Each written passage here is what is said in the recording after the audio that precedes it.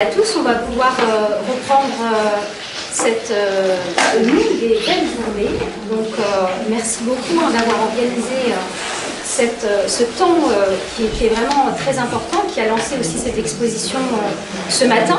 Donc aujourd'hui, ce soir, on est autour d'un échange avec vous qui s'intitule du planning familial, des couleurs de l'humour, des procès, les expositions à venir. Et l'idée, c'est d'échanger avec vous sur des propositions que vous pouvez faire, que mesdames vont pouvoir faire aussi dans le cadre de la FEMUSE. Et avant de vous donner la parole, d'abord dire que je co-anime avec Lucille de Vulder, merci, cette table et cet échange. Et avant de vous donner la parole, je vais juste vous présenter rapidement toutes les trois. Même si Christine Barre, vous la connaissez, je vais quand même rappeler quelques éléments.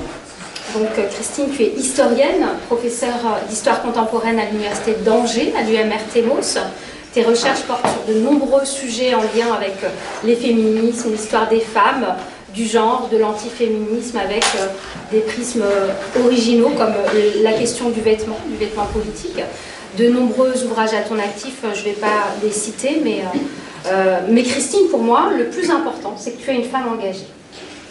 Une femme engagée dans la cité, et c'est pleinement dans la thématique du mois du genre de cette année, qui est militer, résister, et comment changer aussi ce monde, puisque les sciences sociales, l'histoire, et les sciences sociales, les sciences humaines et sociales de manière générale, servent aussi à réfléchir et à changer ce monde.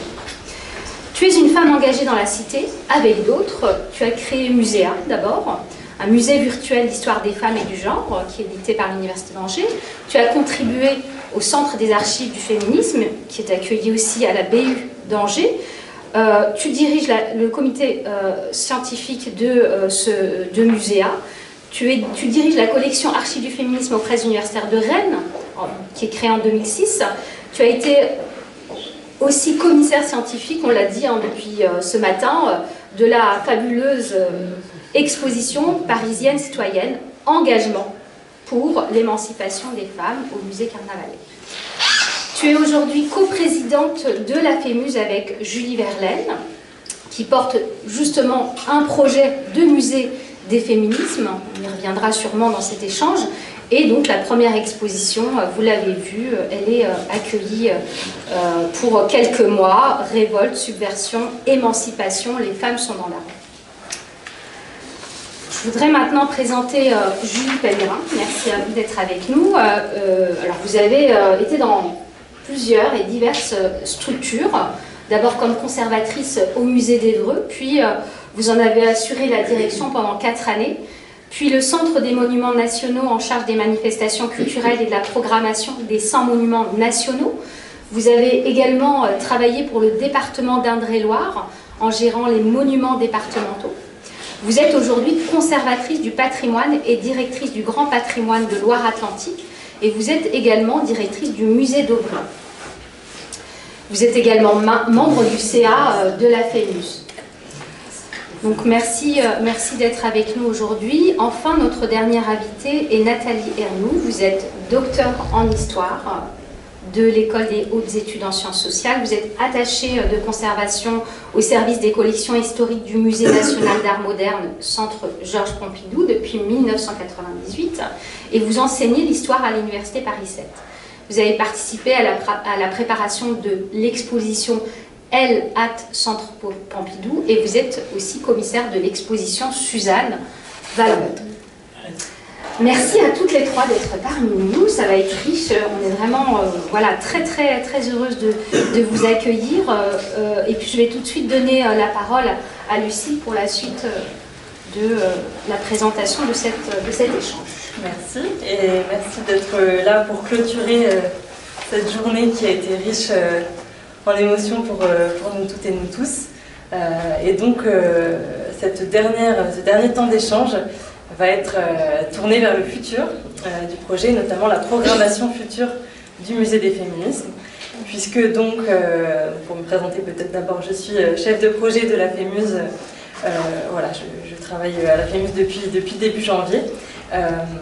Et donc, pour resituer, beaucoup d'entre vous le savent, mais pour resituer la FEMUS, c'est vraiment l'association qui pilote le projet du musée des féminismes à l'Université d'Angers. Et dans ce pilotage, il y a notamment la programmation d'expositions temporaires preuve de concept de cette première exposition, mais qui va continuer dans les années à venir. Donc des expositions temporaires et aussi une programmation culturelle. Vous avez peut-être vu, il y a des petits flyers qui ont été exposés dans l'exposition. On a une programmation culturelle qui va accompagner l'exposition et qui va faire vivre l'exposition à travers des événements, des conférences, et puis aussi des visites, des médiations qui sont très importantes aussi sur ce sujet. Donc la FEMUS, voilà, est l'association qui porte ces différents projets, qui les permet d'exister.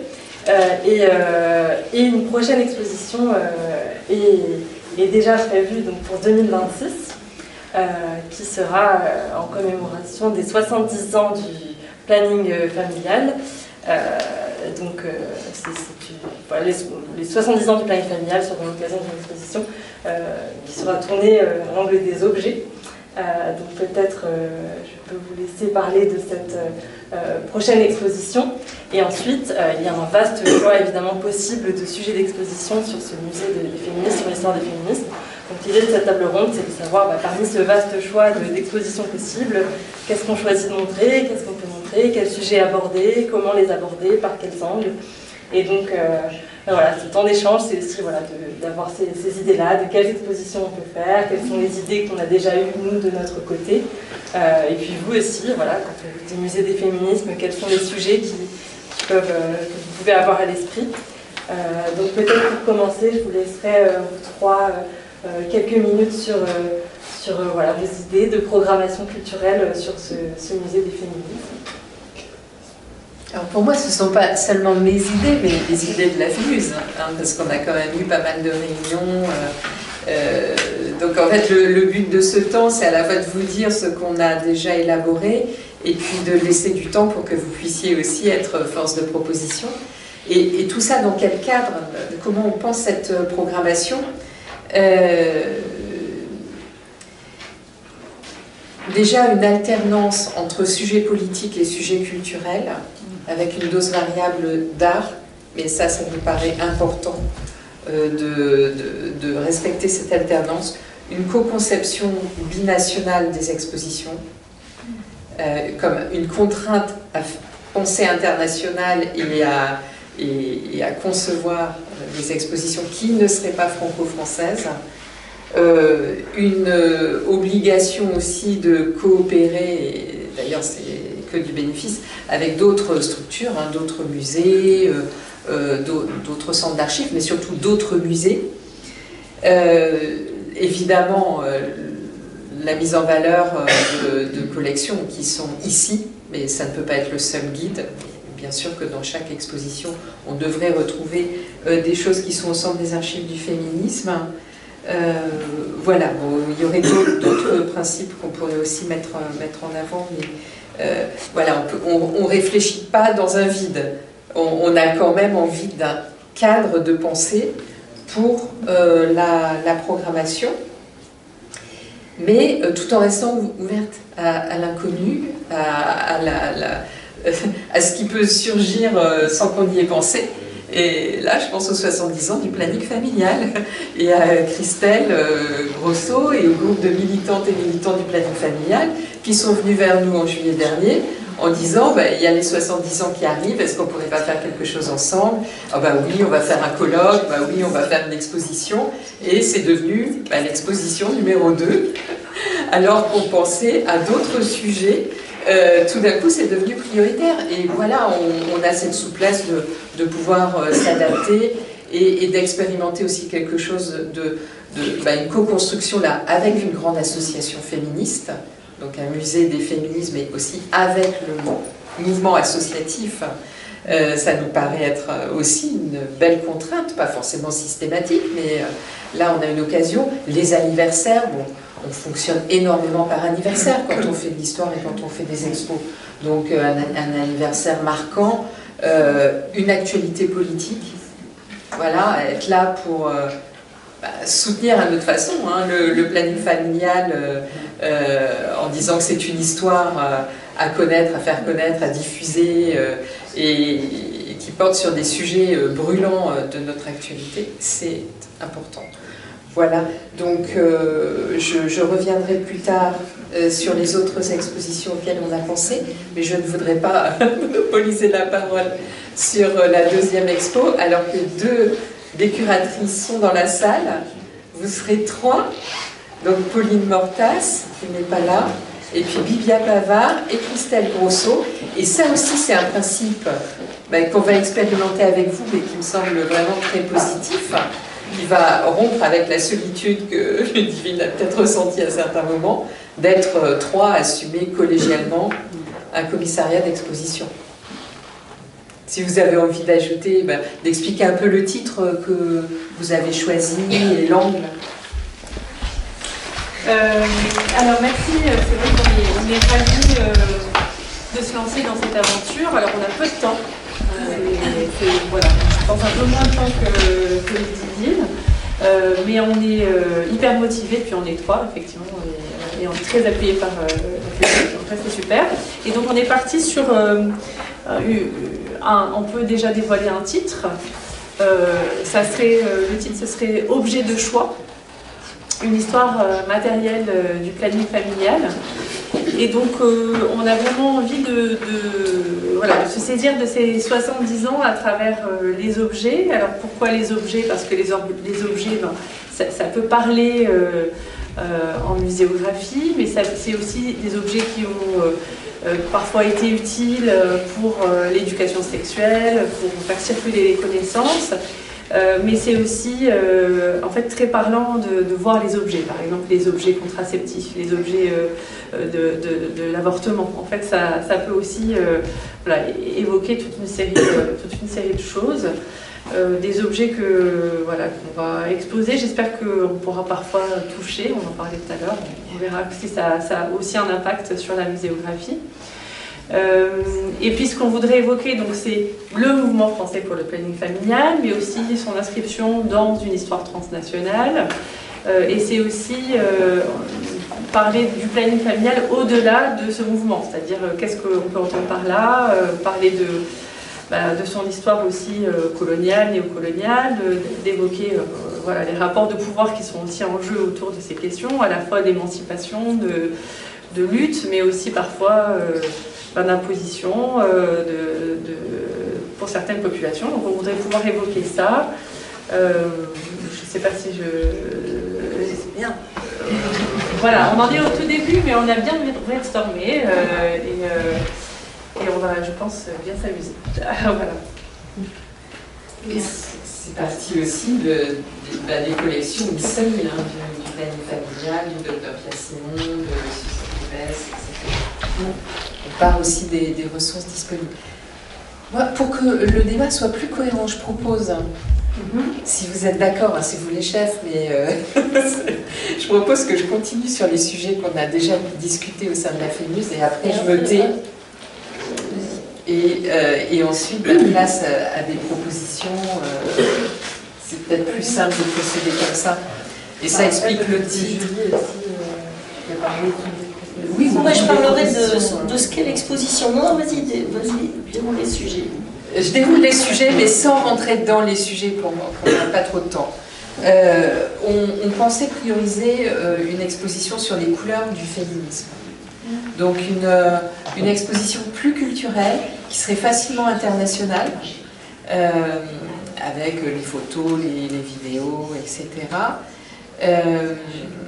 D'emblée, peut-être une exposition franco-britannique, parce que c'est grâce aux suffragettes britanniques un code couleur a été élaboré, et puis ensuite c'est diffusé, pas seulement vert, blanc, violet, mais aussi d'autres choix de couleurs selon les organisations. On pourrait penser aussi au rôle du rose, du rouge, du noir, de l'arc-en-ciel, mais quand même le violet et puis le vert. Voilà, c'est le blanc avec la pureté, bon, on en parle un peu moins. C'est bizarre, ça nous dérange un peu. Mais bon, voilà. Alors ça pourrait être soit une grosse expo, soit plusieurs petites expos, une expo par couleur, enfin on ne sait pas. On est en train d'y réfléchir. Mais la place de l'art aussi serait d'emblée assez évidente. Et on retrouverait les mobilisations dans la rue, bien évidemment. Alors, deuxième sujet qui nous plaît énormément et qu'on a déjà testé auprès de différents publics, ça marche bien, c'est les féministes et l'humour. L'humour féministe. Les antiféministes ont toujours prétendu que les féministes n'avaient aucun humour. Bon, on voit dans l'exposition actuellement, là, les femmes sont dans la rue, qu'il y a beaucoup d'humour, surtout à partir des années 68, plus difficile avant. Et là, on pensait à un partenariat France-Québec, et avec une large place donnée à l'audiovisuel, à des performances de femmes féministes, humoristes. Voilà, voilà. Et puis un sujet, alors c'était avant le procès des viols de Mazan, cette actualité 2024, un grand procès a lieu aussi en ce moment. Ça ne fait que renforcer la pertinence d'une exposition sur les grands procès qui ont marqué l'histoire du féminisme. Et ça serait intéressant pour la dimension juridique, mettre en avant la scène judiciaire comme scène féministe. Alors on pense au procès de Bobigny, au procès d'Aix-en-Provence. Donc on a tout de suite en tête quelques grands repères, mais en fait il y a aussi beaucoup d'autres procès à faire connaître. Et on peut remonter dans le temps, je pense au procès d'Hélène Briand par exemple. On peut même remonter à la Révolution française. Donc ça serait très très chouette. Aussi comme expo. Nous on s'était dit au début, oui c'est très bien, mais est-ce que c'est pas un peu trop intellectuel? Est-ce qu'il y a assez de visuel dans cette histoire pour faire une belle exposition? Voilà. Il y avait des petites réticences, ce qui fait qu'on n'a pas priorisé cette expo-là. Et puis depuis, il y a eu Mazan, et on a vu qu'il y avait une dimension visuelle très forte. C'est filmé. Voilà, donc on en est à trois propositions sérieuses plus le planning féminin. Merci Julie, on la suite.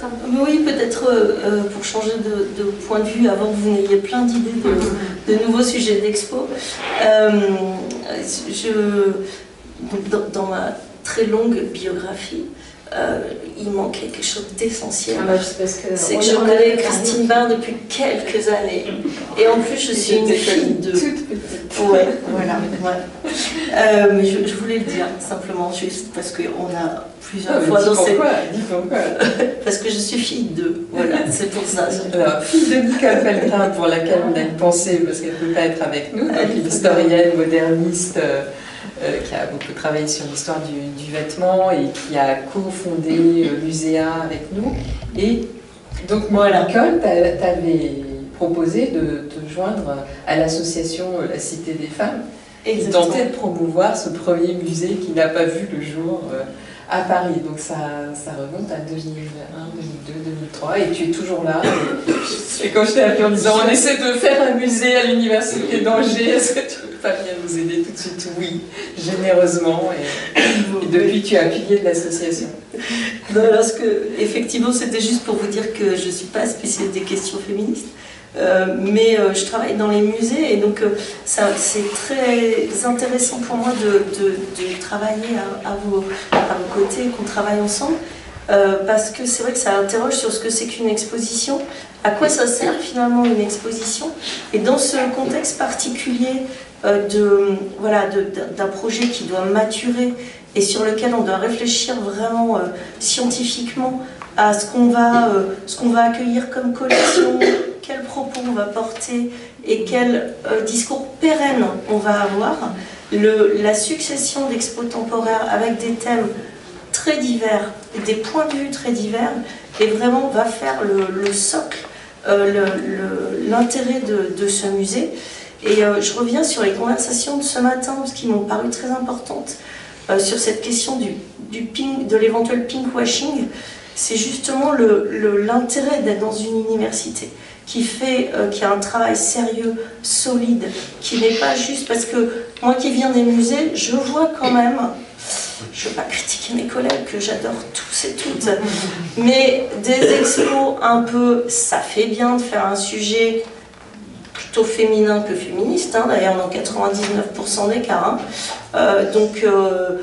On fait de l'expo, voilà, un peu, j'ai fait Monsieur Machin, Maître Truc et Bidule, je vais faire Madame Michu, quoi. C'est un peu, on voit quand même cette tendance dans les musées, et là, on a la chance de s'adosser sur deux choses fondamentales. D'abord, l'université en tant que lieu de recherche, et deuxièmement, ce centre des archives du féminisme qui est exceptionnel.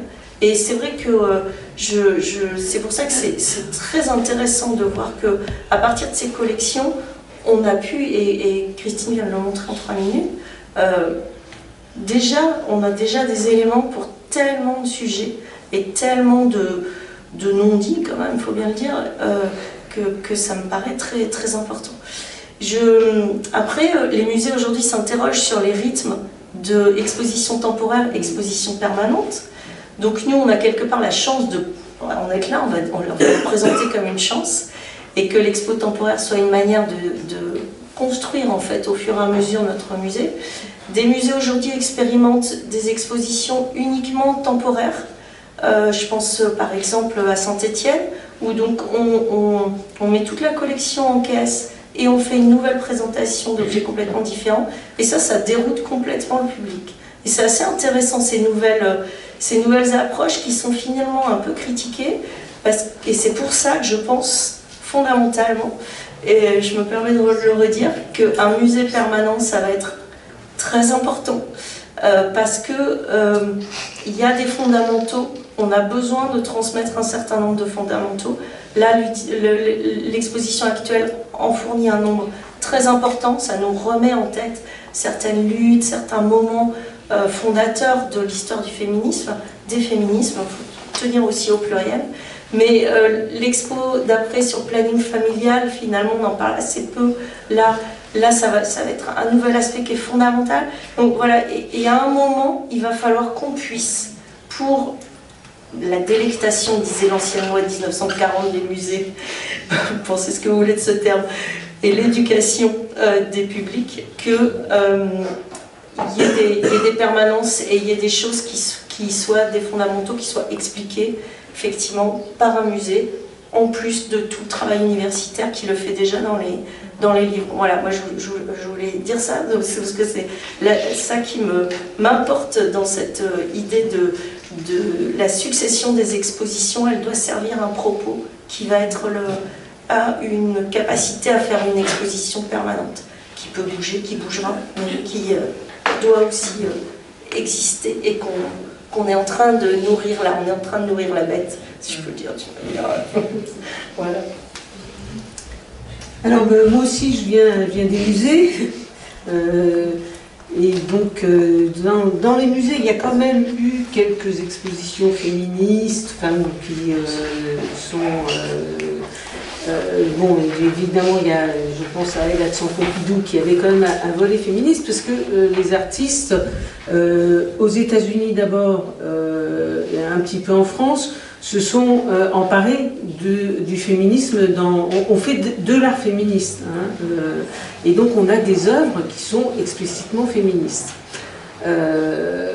Alors, le problème de ces œuvres féministes des années 70 ou des œuvres américaines, c'est que ça me paraît difficile de les exposer dans un musée du féminisme à Angers, dans la mesure où ce sont des œuvres qui ont des valeurs, enfin, qui ont de grandes valeurs maintenant.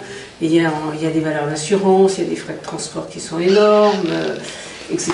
Et des normes de conservation. Donc ça c'est quelque chose qu'il va falloir que vous discutiez quand même beaucoup dans votre musée sur la conservation des œuvres, hein, parce que j'en ai pas beaucoup entendu parler. Et un musée, c'est quand même quelque chose de pérennité, c'est pour la mémoire, et donc ça doit se conserver. Et là, il y a des objets, chaque objet a ses normes de conservation, que ce soit le papier, que ce soit le plastique, que ce soit les photos. Et là, bon, il y a des des choses à respecter, hein, vous le connaissez. On a des bons professionnels et on est en train de travailler là-dessus. Parce qu'il y a quand même les archives du féminisme qui sont là depuis longtemps, avec des matériaux divers. Mais oui, la question se pose. Notamment, par exemple, sur la grande collecte, il y a des objets qui sont... C'est souvent les objets plus récents, qui sont les plus fragiles, effectivement. Donc voilà, donc le problème des œuvres de musée, c'est que voilà, c'est le problème financier et de valeur. Mais alors, moi j'ai peut-être une petite idée, c'est de faire une exposition en lien avec une école d'art. Et donc de faire travailler de futurs artistes qui sont dans des écoles d'art sur un thème précis, hein, un thème féministe, et d'exposer leur œuvre. Voilà. Et là, je pense qu'il y aurait moins de problèmes de conservation, de financier si c'est une école d'art à Angers, ou de transport, ou même il peut y avoir entre deux écoles d'art, hein, une à Angers, une à Nantes, une à Rennes, ou je ne sais où. Et là, ça serait une exposition d'art plastique pur. Des grands esprits se rencontrent. Oui. Alors, tu nous expliques nous avons eu aussi... Nous avons eu aussi cette idée, donc je la trouve d'autant plus précieuse. Donc on a contacté TALM, l'école des Beaux-Arts d'Angers. Et donc des étudiantes et étudiants ont travaillé sur cette exposition. Leurs œuvres ne sont pas présentes là aujourd'hui, mais elles seront accrochées sans doute. Je parle sous le contrôle de Nathalie. Voilà. Pardon ? Non, on va voir où on arrive à les mettre. Voilà. Mais il y a justement, il était dans la scénographie de Marie-Gabrielle Verdoni, un espace spécifique qui avait été prévu pour cela. Et bon, voilà, là c'est une première expérience collective qui a suscité un grand enthousiasme aussi chez ces élèves, chez ces jeunes, voilà, très engagés aussi souvent, artistiquement, mais aussi socialement, politiquement. Et donc c'était juste une première esquisse d'un partenariat sans doute qui sera plus riche encore. J'appuie cette idée. Peut-être vous donner la parole maintenant, donc que ce soit vos réactions aux propositions voilà, qui sont déjà en cours de réflexion à la FEMUSE ou d'autres propositions et les enjeux que vous voyez pour cette programmation du musée du féminisme.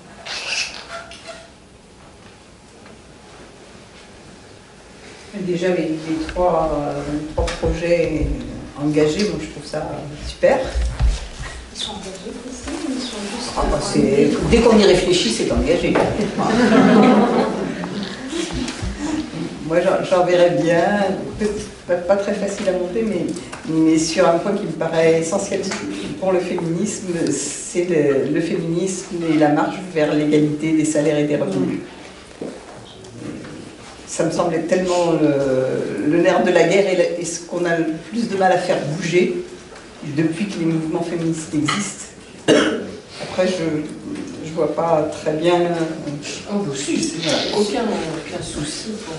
Il y a le syndicalisme. Plein de sources et plein de choses à dire. C'est un très beau sujet.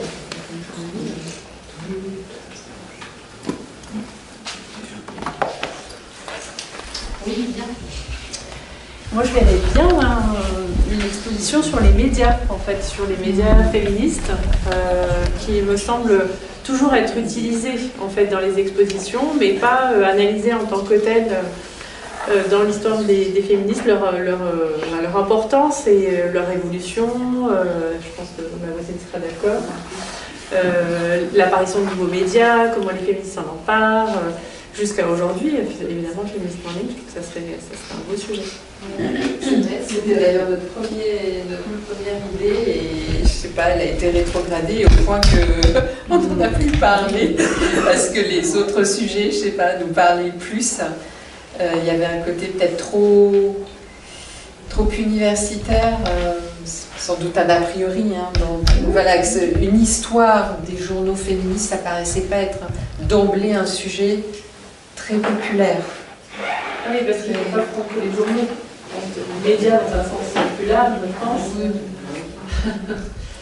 Mais bon, il y a quand même du visuel, il y a quand même... Mais c'est vrai que peut-être ce qui vous a rebuté, c'est le texte. Peut-être trop de texte. Oui, peut-être une certaine répétitivité si on imagine que des unes de journaux par exemple, mais en fait on aurait aussi des affiches pour ces journaux comme l'affiche de la Fronde, enfin il y aurait moyen de déjouer ce piège-là. Hein. Non, on aime beaucoup ce sujet aussi, mais il y a des bémols. Et pour appuyer ce que dit Vivien, il y a aussi tout le côté graphique dans les journaux féministes. Aussi bien dans la caricature que dans les illustrations, et y compris aussi dans les... Alors dans ce qui s'apparente à des journaux, on va retrouver aussi par exemple des paroles de chansons féministes avec des textes. Enfin, c'est vrai qu'il peut y avoir des choses assez sympas. Et alors sur les couleurs, est-ce que je peux suggérer quand même qu'on garde le blanc à cause du blanc, des foulards, des madresses de la Plaza de Mayo en Argentine.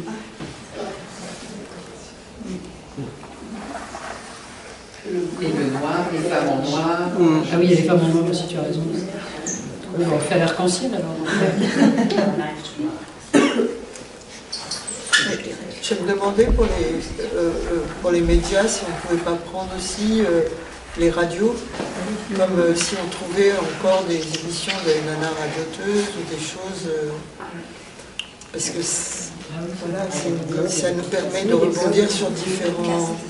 Et le Minitel, et les répondeurs, c'est autre chose.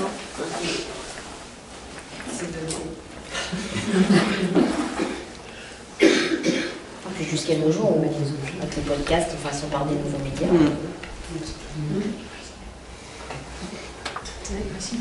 Alors pour contribuer à la question de comment collaborer avec des écoles d'art, ça me fait penser en fait à un projet que je trouve, pour lequel j'ai beaucoup d'admiration, qui a été porté par l'école des beaux-arts de Clermont-Ferrand et qui a donné lieu l'année dernière à l'édition d'un livre qui s'appelle « Pour des écoles d'art féministes », qui a été édité aux Presses du Réel. Et ce qui est assez génial, et pour moi c'est un marqueur incroyable, c'est que c'est déjà un livre épuisé. Il a été tiré pour bien. C'est les Presses du Réel, hein, quand même. C'est les Presses du Réel. Et en fait, ça fait suite à un travail relativement de longue haleine, dans l'échelle de ce qu'est aussi le temps de la pédagogie ou de l'école d'art.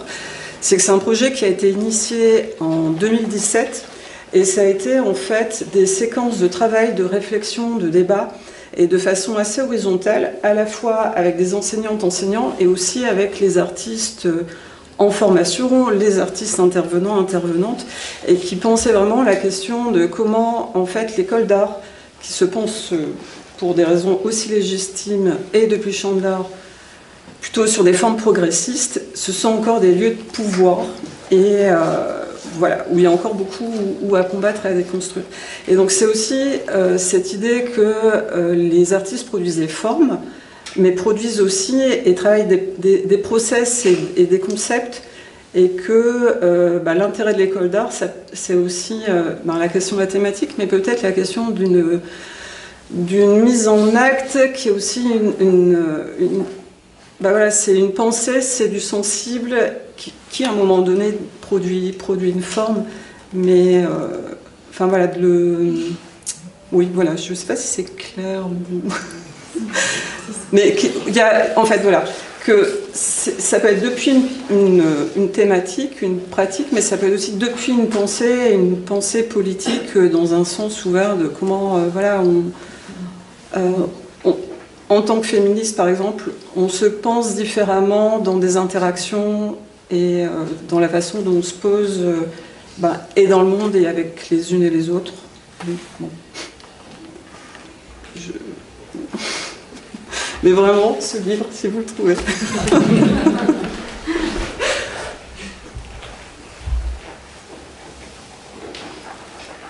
J'ai pas forcément une idée, mais une question, ou en tout cas, pick your brain, quoi. Si on se dit qu'effectivement cette succession d'expositions temporaires et de manifestations qui seront peut-être là ou peut-être ailleurs, ou peut-être sous plusieurs formats, doit contribuer à nourrir ce que sera le futur musée, qu'est-ce que serait une bonne thématique ou un bon synopsis, une bonne porte d'entrée, une bonne expo pour les jeunes publics? Si on... Peut-être pas ici à l'université de Belle-Bay, mais du coup, comment... Est-ce qu'il y aurait une manière de... Finalement, est-ce que c'est juste le parcours de référence à hauteur d'enfant, ou est-ce qu'il y a une manière de raconter ça, quelque chose qui serait intéressant? Scolaire, par exemple. Scolaire, ouais. Scolaire. Musée, ça, tu vas avoir alors, on va avoir un gros sujet, collège, lycéen, évidemment, mais si tu des sciences scolaires, tu vois, primaire, école primaire, voilà, ce serait quoi des bonnes portes d'entrée, et je trouve que... En tout cas, si on se dit il faut qu'on nourrisse notre réflexion pour plus tard, c'est une question qui est intéressante à se poser. Il y a des médiatrices, notamment des médiateurs, mais surtout médiatrices, par exemple, je prends un exemple au Festival d'automne. Il y a ce travail qui est fait depuis des années, et ça commence depuis l'école maternelle jusqu'à l'université des écoles d'art. Donc par exemple, dans une des expositions dont j'ai été co-commissaire, des enfants de maternelle ont vu évidemment qu'une partie de l'exposition, mais une salle dans laquelle ils ont commenté librement en fait, ce qu'ils voyaient, ils ont dessiné. Et je pourrais vous donner les coordonnées de ces personnes, ces deux femmes qui font ça, c'est absolument incroyable, parce que moi au début, je me disais, mais ces gamins si petits, qu'est-ce qu'ils vont voir là-dedans? Et en fait, ils voient des tas de choses. Et c'est très intéressant de voir les réflexions qu'ils peuvent amener sur les œuvres elles-mêmes, sur la présentation, sur ce que ça leur fait ressentir, et aussi parce qu'ils créent après, aussi à partir des œuvres qu'ils voient, ils refont eux-mêmes une création. Et ça, c'est vrai que ça pourrait être sympa de faire ça. Et si je peux ajouter un mot, si je me lève, mais si je peux ajouter un mot, je trouve que c'est une question vraiment très très importante, et je me dis qu'en lien d'ailleurs avec le rapport genré à l'espace, il pourrait y avoir une intégration de cette question, puisque il y a beaucoup de réflexions pédagogiques, mais qui sont aussi politiques sur, par exemple, l'espace des cours de récréation et leur usage, et qui est éminemment genré. Moi, j'enseigne en collège désormais, et on le voit beaucoup, et on se pose beaucoup de questions, et on s'intéresse aussi aux expériences qui ont été menées dans certains pays scandinaves, notamment, de revenir de manière ponctuelle à la non-mixité de certaines récréations, certaines cours de récréation, pour que les filles puissent à la fois prendre conscience de leurs propres usages, et aussi et surtout prendre de l'espace. Et je pense que ça pourrait faire partie d'une réflexion, d'une prise de conscience par des jeunes d'âges divers, mais de leur propre rapport à l'espace, au travers de celui d'une exposition, qui mettrait en abîme en quelque sorte cet espace-là.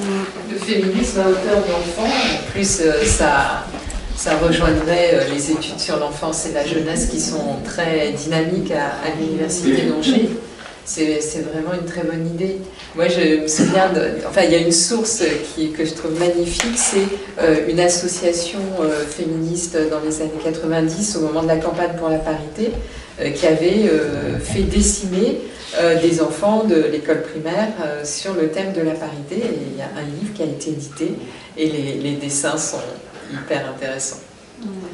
Hyper intéressant. Et c'est jamais montré, ça, ce genre de choses. C'est vrai que c'est un sujet... On note. Lucille, c'est génial, cette idée. Oui, bien sûr. Les enjeux, en fait, autour du féminisme à hauteur d'enfant, donc l'espace, les jeux, l'expression de la conscience politique féministe des enfants, ça existe. Maintenant, il y a des études sur la socialisation politique des enfants, les opinions politiques des enfants, donc c'est un très très beau sujet.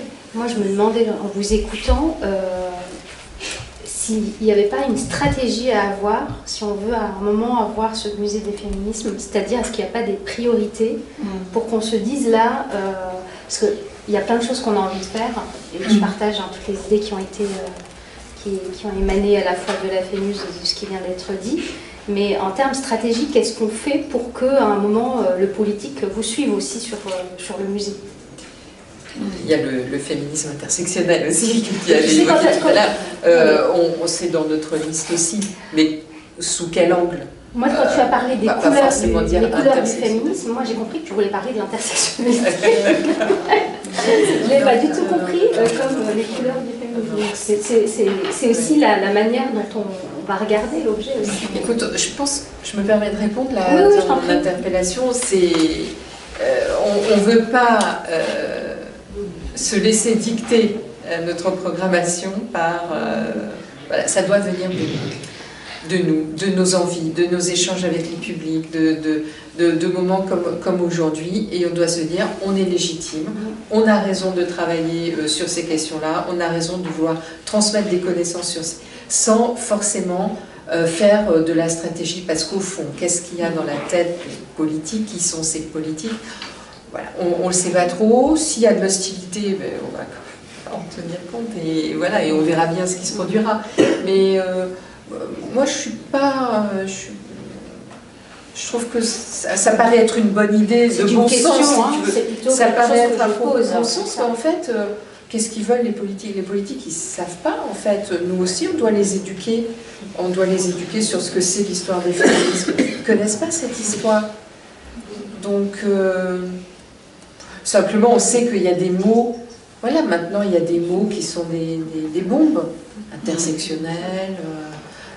Voilà, c'est sûr que dans le contexte d'aujourd'hui, dire « Ah ben, notre deuxième expo, c'est sur le féminisme intersectionnel ». Je pense qu'on va avoir des portes qui se ferment et que c'est peut-être pas, en plus, le meilleur intitulé. Mais enfin, je ne sais pas ce que vous en pensez, mais... je pense qu'il faut une certaine autonomie quand même dans notre réflexion, dans notre programmation. Et vous ne trouvez pas que l'intersectionnalité, elle va traverser toutes les expositions? Oui, mais tu sais bien, quand on dit ça... oui, je veux dire, ça me semble... On nous a tout le temps dit ça pour le genre aussi, hein, vous savez, faites pas de choses spécialisées et le genre sera transversal.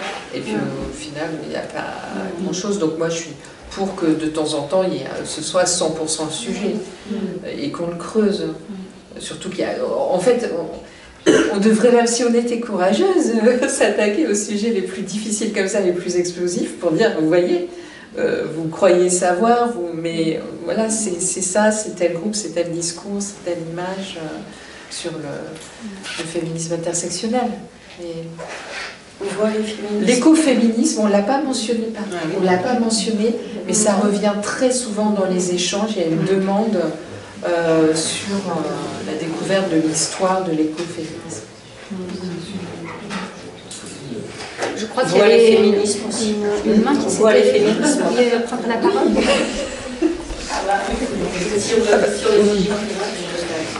C'était dans cette idée aussi qu'un musée qui s'adresse... vous parliez de partir de ce qui nous tient vraiment à cœur. En fait, la grande force, c'est qu'il y a une adresse, et il y a une adresse à des publics différents, et universitaires et en dehors.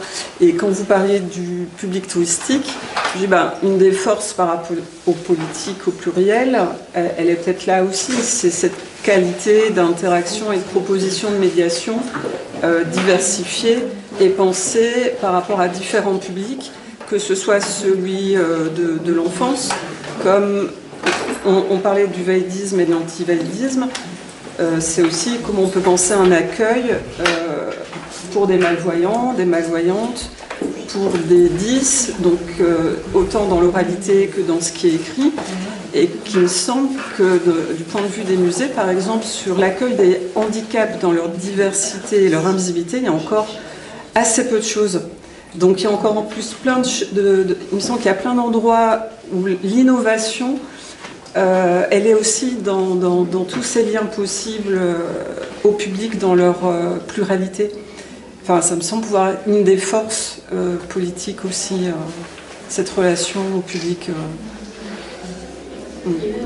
Et puis on l'a un peu évoqué ce matin, mais il y a aussi la diversité des formes des expositions. Tu l'as dit, Christine et d'autres intervenants et intervenantes l'ont dit ce matin, mais je le rappelle, notre idée c'est aussi de diffuser, alors ce qu'a fait Muséa un peu au début par défaut, mais qui est quand même un lieu où on trouve énormément de sources sur différents sujets sur l'histoire des genres. Là, l'idée, c'est également de faire des versions tout ou partie numériques et tout ou partie réinstallables. Ce que tu as évoqué ce matin avec peut-être des œuvres comme Maria Vérone qu'on va présenter dans différents lieux. Il faut aussi s'adosser sur les accompagnements un peu plus spécifiques à l'université, que peuvent être des formes de colloques, etc. Et évidemment, là, enfin, un des enjeux pour moi de notre histoire, et qui va se voir au travers de nos expositions, c'est effectivement de prendre les forces et de l'université et des musées, et d'aller dans l'excellence des médiations, dans l'excellence de la recherche historique, et d'arriver à faire des produits, si je puis m'exprimer ainsi, vraiment forts. Mais c'est des produits, il faut, enfin, voilà, et je pense que ça fait une de nos originalités et une de nos forces, qui va nous permettre de convaincre tout le monde, politique ou pas. Tu disais tout à l'heure, il faut une direction, et un parcours permanent, ça donnerait une direction, une ossature au musée. Et c'est pour ça que l'enjeu de la programmation des expos temporaires, il est énorme quand même. Il va dessiner assez vite notre identité et décider de notre crédibilité, de plein de choses en fait. Et donc c'est pour ça qu'on y passe 1 heure aujourd'hui. C'est une grosse responsabilité, le choix des sujets, l'intitulé aussi des sujets. On nous attend un peu au tournant, hein, pas trop élitiste. Est-ce qu'on va défendre une forme de féminisme plutôt qu'un autre? Est-ce qu'on est sectaire ou pas? On est engagé, mais engagé comment? Et ça peut être très très complexe très vite. Donc l'idée de s'appuyer aussi, pour moi c'est quand même un des critères, s'appuyer sur le dynamisme de certaines recherches. Tout n'est pas au même niveau dans les recherches sur l'histoire des féminismes. Déjà c'est un tout petit champ de recherche en France malheureusement. Et il y a des sujets qui sont maintenant bien balisés, d'autres sujets moyennement, d'autres sujets qui sont encore à explorer. Et il ne faut peut-être pas mettre la charrue avant les bœufs.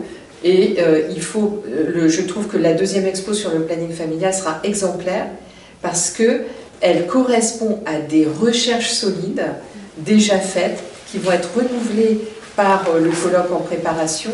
Et là, il y a un adossement à la recherche qui nous donne déjà une grande force intellectuelle, mais aussi une grande justification par rapport à notre identité de musée universitaire.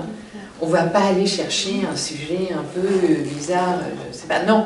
C'est Bibia Pavard, c'est Christelle Grosso, c'est Pauline Morta, c'est des curatrices qui ont une légitimité sur le sujet, qui travaillent aussi avec d'autres.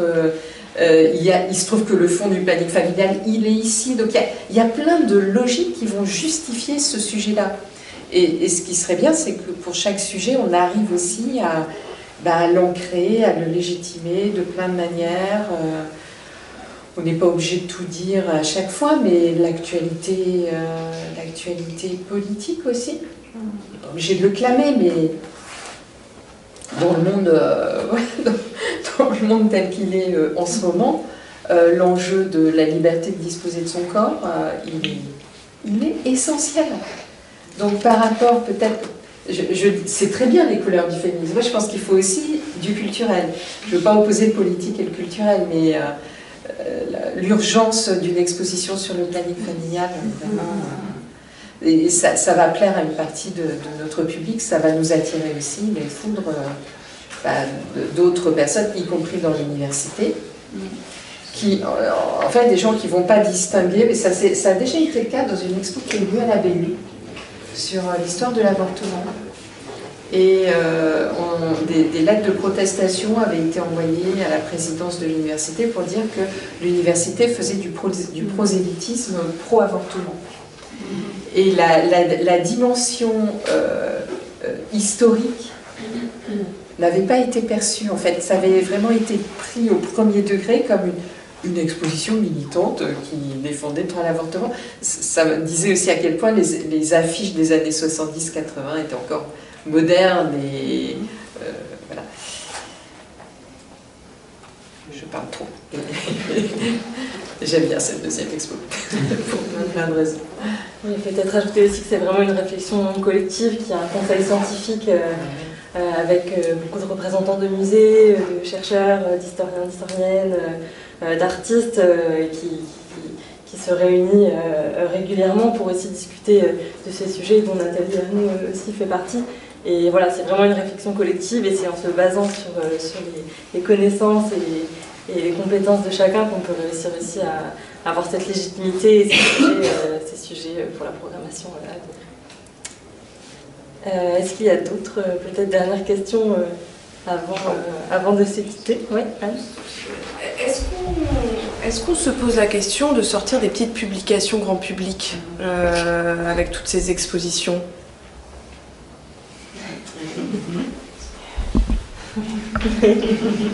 Avec nos petits bras musclés. On se pose la question. On se pose la question. Voilà. Au début, on imaginait le catalogue, le documentaire, voilà, tout un ensemble. Et puis après, on en a... Oui, non mais bien sûr. Il y a quand même un petit fascicule de l'exposition qui existe. Bon, il n'a pas été montré encore. Il est disponible sur QR code. Il y a quelques versions papier, mais on essaye de ne pas trop imprimer non plus, donc il est surtout disponible en ligne. Mais il y a en effet un livret qui permet de garder une trace de l'exposition, qui reprend des visuels, des textes de l'exposition aussi. Mais avant d'avoir fait une exposition, je ne sais pas si on s'imagine à quel point c'est chronophage et on doit en rabattre sur les ambitions et le temps passe très vite et on fait d'autres choses en même temps. On n'est pas à 100% sur l'expo, vraiment. Ludivine, je salue encore vraiment publiquement ton travail parce que tu as réalisé cette exposition dans des conditions incroyables en faisant beaucoup de choses par ailleurs. Et c'est très très chronophage, vraiment. Donc là, par exemple, pour les délais, 1 an et quelques pour la prochaine exposition, je ne sais pas s'ils nous permettront de... Voilà, il faudrait qu'on anticipe déjà pour la 3e expo et là se dire qu'effectivement, ça serait bien d'avoir des produits... comme on dit en marketing, c'est toi qui sais. Non, mais là, c'est pas un produit, la communication, c'est un produit, mais c'est pas un dérivé de l'exposition, c'est une trace, et puis c'est quelque chose qui permet aussi de diffuser ce qui a été produit en termes de savoir, mais aussi de manière de le vulgariser, de le rendre accessible, et l'image, et du coup d'avoir une durée de vie un petit peu plus longue. Et quand je dis ça, c'est jamais Yaka Faucon, hein, maintenant tu me connais, donc je sais qu'il y a des moyens derrière et c'est sur ça qu'on doit travailler. Et ça se fait pas en 1 an. Et ça se fait pas non plus en étant que sur du bénévolat. Donc on va... Voilà, faut qu'on se pose la question. Les éditions du musée des féminismes, avec des collections enfants, seniors. Non, il y a plein de choses à faire.